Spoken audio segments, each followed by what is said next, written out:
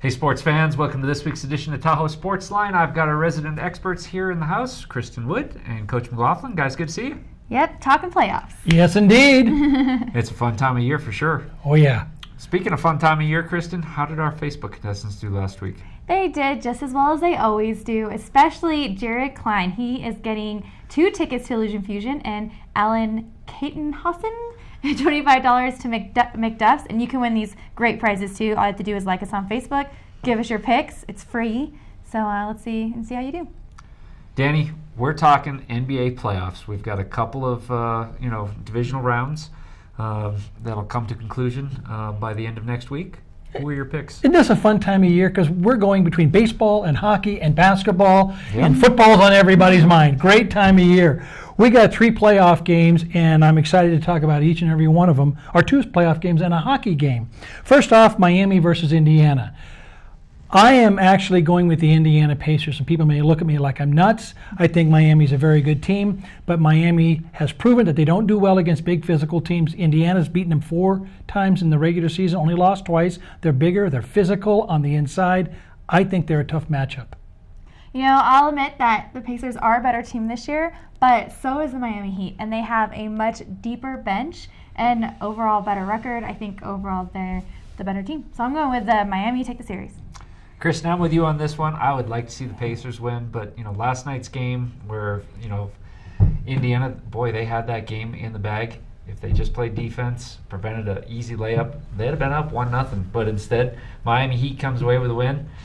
Too much talent on the Heat team. I'll take the Heat on this one. And the next game we got is San Antonio against Memphis. Another really interesting matchup.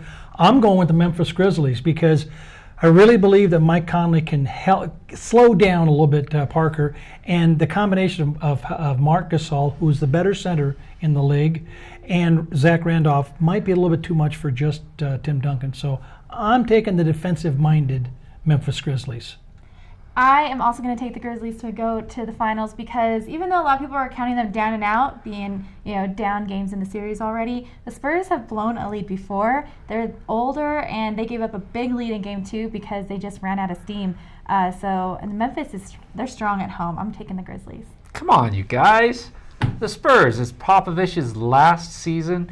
It's, Tim Duncan, he's done after this year. They're going to win one for those 2 old-timers and send them out on a winning note.